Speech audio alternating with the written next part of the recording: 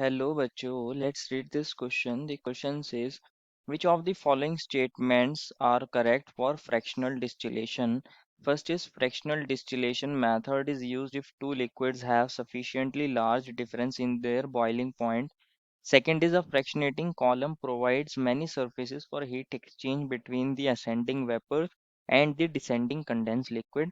Third is each successive condensation and vaporization unit in the fractionating column is called a theoretical plate. And fourth is fractional distillation method is used to separate different fractions of crude oil in petroleum industry. Option A is first, second, and fourth. B is second, third, and fourth. C is first, second, and third. And D is first, second, third, and fourth. बच्चों हमें यहाँ चार statements दी गई हैं और हमें बताना है इनमें से कौन सी स्टेटमेंट हमारी करेक्ट होगी। तो फर्स्ट ऑफ ऑल बात करते हैं इस क्वेश्चन में हमारे की कंसेप्ट के बारे में। की कंसेप्ट क्या होगा बच्चों, हमारे पास फ्रैक्शनल डिस्टिलेशन मेथड।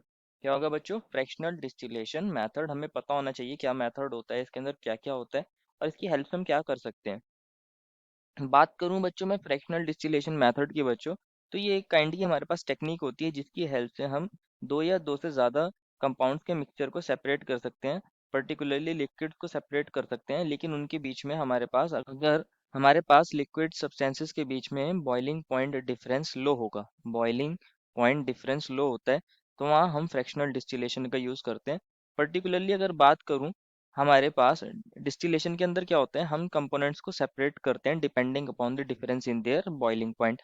और अगर उनके बीच में हमारे पास बॉइलिंग पॉइंट में डिफरेंस हाई होता है तो हम यूजुअली सिंपल डिस्टिलेशन को मेथड को यूज करते हैं जिसके अंदर हमारे पास इजीली वो सेपरेट हो जाते हैं। लेकिन अगर उनके पॉइंट में बॉइलिंग पॉइंट में डिफरेंस बहुत कम होता है तो हम वहाँ फ्रैक्शनल डिस्टिलेशन को यूज करते हैं। समझते हैं होता क्या है।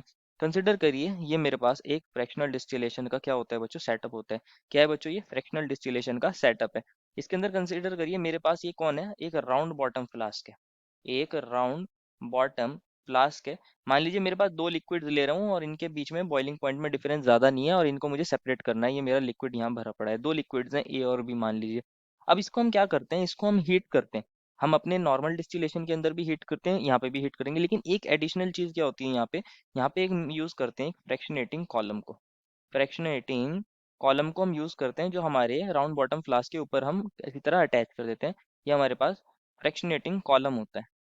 तो जब हम अपने लिक्विड्स को हीट करते हैं बच्चों इसके अंदर, तो हमारे मान लीजिए दो हमारे लिक्विड सब्सटेंसेस हैं, तो दोनों हीट होंगे, उनके वेपर्स बनना स्टार्ट होंगे। मान लीजिए यहाँ ए है और बी है, तो इनके वेपर्स बनना स्टार्ट होंगे और ये वेपर्स धीरे धीरे धीरे धीरे इस फ्रैक्शनेटिंग कॉलम के अंदर जाएंगे। इस फ्रैक्शनेटिंग कॉलम के अंदर क्या होता है बच्चों, बहुत सारे हम यहाँ पे क्या लेके चलते हैं, या हम कॉलम्स बना के चलते हैं। ये हमारे पास अलग अलग कॉलम्स बने होते हैं लाइक दिस। यहाँ पे हम क्या करते हैं, कभी कभी ग्लास बीड्स को भी यूज कर लेते हैं फ्रैक्शनेटिंग कॉलम के अंदर। उनका काम क्या होता है, ये सरफेस प्रोवाइड करते हैं। अब होता क्या है इस फ्रैक्शनेटिंग कॉलम के अंदर, इसके अंदर हमारे पास टेम्परेचर ग्रेडियंट एग्जिस्ट करता है।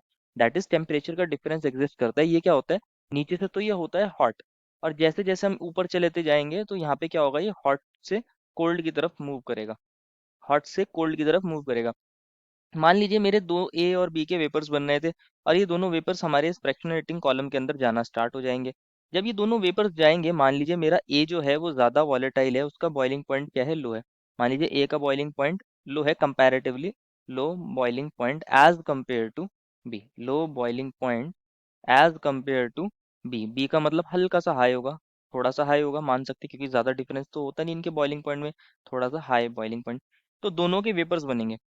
अब जब दोनों के वेपर्स ए और बी के यहाँ पर आ जाएंगे, यहाँ इसके थ्रू पास करेंगे फ्रैक्शनेटिंग कॉलम के थ्रू, तो क्या होगा, हमारे पास जो फ्रैक्शनेटिंग कॉलम के अंदर यहाँ हाइट के साथ साथ कोल्डनेस आ रही है, ये क्या करते हैं बच्चों, सरफेस प्रोवाइड करते हैं और हमारे पास क्या करेंगे, हमारे जो वेपर्स होंगे उनको कंडेंस करना स्टार्ट करेंगे।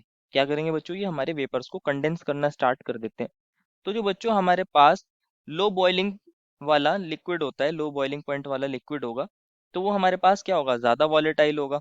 ज़्यादा वॉलेटाइल होगा तो वो हमारे पास इतना इजीली कंडेंस नहीं होगा, वो ऊपर ज़्यादा जाएगा। और जो हमारे पास हाई बॉइलिंग पॉइंट वाला लिक्विड रहा होगा, उसके वेपर्स बच्चों क्या होते हैं, हमारे कंडेंस होना स्टार्ट हो जाते हैं इस फ्रैक्शनेटिंग कॉलम के अंदर। और हमारे पास बी कहाँ आने लगता है, हमारे पास बी यहाँ कंडेंस होने लगता है इस फ्रैक्शनेटिंग कॉलम के अंदर, और ए के वेपर्स ऊपर जाने लगते हैं। तो हमारे पास क्या होगा, बी के वेपर्स हमारे कंडेंस होते चले जाएंगे और ए के वेपर्स हमारे पास सारे के सारे ऊपर इकट्ठे हो जाएंगे। नीचे से वेपर्स आएंगे ए और बी के, बी कंडेंस होगा, ए के वेपर्स ऊपर चले जाएंगे, बी कंडेंस होके लिक्विफाई होगा और वो वापस कहाँ आ जाएगा, हमारे राउंड बॉटम फ्लास्क में इकट्ठा होने लगेगा।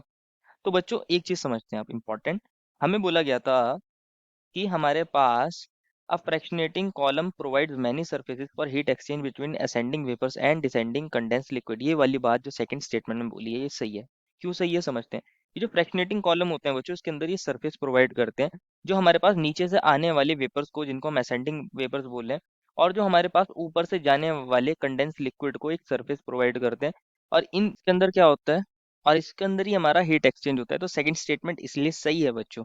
अब बात करें हमारे फर्स्ट स्टेटमेंट की और थर्ड स्टेटमेंट की, बट बिफोर दैट आगे का प्रोसेस समझ लेते हैं। तो हमारे पास क्या होगा, टाइम के साथ साथ सारा का सारा एक ही वेपर्स बनेंगे।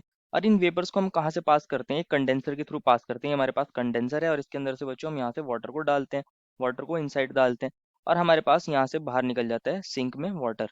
तो जब हमारे वेपर्स यहाँ से पास करेंगे इस कंडेंसर से, वो लिक्विफाई होना स्टार्ट हो जाते हैं। ये कंडेंसर है हमारा, कौन है, कंडेंसर है। और हमारे पास लिक्विफाई होने के बाद बच्चों वो हमारे पास इस कॉनिकल फ्लास्क के अंदर क्या हो जाएंगे, इकट्ठे हो जाएंगे। तो हमारे पास सारा का सारा ए हमारे कॉनिकल फ्लास्क के अंदर इकट्ठा हो जाएगा, और बी सारा का सारा कंडेंस हो गया हमारे पास राउंड बॉटम फ्लास्क के अंदर इकट्ठा हो जाएगा। तो इस तरह हम क्या करते हैं, फ्रैक्शनेटिंग कॉलम की हेल्प से फ्रैक्शनल डिस्टिलेशन को कैरी आउट करते हैं। ये हमारे पास फ्रैक्शनल डिस्टिलेशन टेक्निक होती है।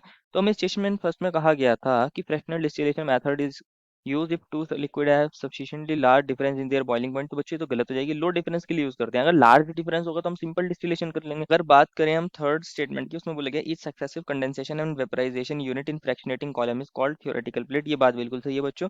जितनी भी हमारे पास एक कंडेंसेशन और हमारे पास जितनी भी कंडेंसेशन और वेपराइजेशन यूनिट्स होती हैं फ्रैक्शनेटिंग कॉलम के अंदर, हर यूनिट को क्या बोला जाता है, हर यूनिट को बोला जाता है थ्योरेटिकल प्लेट। क्या बोला जाता है, थ्योरेटिकल प्लेट। हर एक यूनिट को थियोरेटिकल प्लेट बोला जाता है।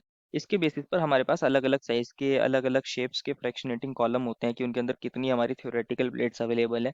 तो ये हमारे पास थर्ड स्टेटमेंट बिल्कुल सही है। फोर्थ स्टेटमेंट में बोला गया है fractional distillation method is use to separate different fractions of crude oil in petroleum industry. बच्चों ये वाली बात भी सही है। हम फ्रैक्शनल डिस्टिलेशन की हेल्प से बच्चों क्रूड ऑयल के डिफरेंट फ्रैक्शंस को क्या कर सकते हैं, सेपरेट कर सकते हैं। ये हमारे पास एक इसका सेटअप होता है। इसके अंदर हम क्या करते हैं बच्चों, यहाँ से क्रूड ऑयल को डालते हैं एक हीटर के अंदर। अगर हम क्रूड ऑयल को इस हीटर के अंदर डालते हैं तो यहाँ से पास होने के बाद बच्चों ये क्या करता है, हमारे हीटर क्रूड ऑयल को हीट करेगा और इसके अंदर से बच्चों अलग अलग हमारे पास कंपोनेंट्स सेपरेट हो जाते हैं। ये हमारे पास एक फ्रैक्शनेटिंग टावर होता है। कौन होता है बच्चों, ये वाला फ्रैक्शनेटिंग टावर होगा। जैसे हमारे पास वहाँ फ्रैक्शनेटिंग कॉलम था, यहाँ पे क्या होता है, फ्रैक्शनेटिंग टावर होता है। और इसके अंदर से अलग अलग हमारे components depending upon their boiling point separate हो जाते हैं। हमारे पास क्या सेपरेट हो जाएगा, यहाँ से हमें मिल जाता है फ्यूल, मिल जाता है ल्यूब्रिकेंट्स, मिल जाते हैं, और कौन मिल जाता है, डीजल मिल जाता है, और हमें मिल जाता है केरोसिन, और मिल जाता है हमें नेफ्था, और मिल जाता है हमें मेन पेट्रोल। और हमारे पास बच्चों यहाँ से रिफाइनरी गैस भी निकल जाती है। यहाँ से गैस निकल जाती है और जो रेसिड्यू होता है वो नीचे वाले पाइप से यहाँ से निकल जाता है। तो इनको हम यूज़ कर सकते हैं। फ्रैक्शनेटिंग कॉलम की हेल्प से हम क्रूड ऑयल के डिफरेंट फ्रैक्शंस को सेपरेट कर सकते हैं। तो ये वाली स्टेटमेंट भी सही है, तीनों स्टेटमेंट सही है। लास्ट की फर्स्ट स्टेटमेंट रॉन्ग है, therefore final answer is option number B. I hope you understood it well and best of luck.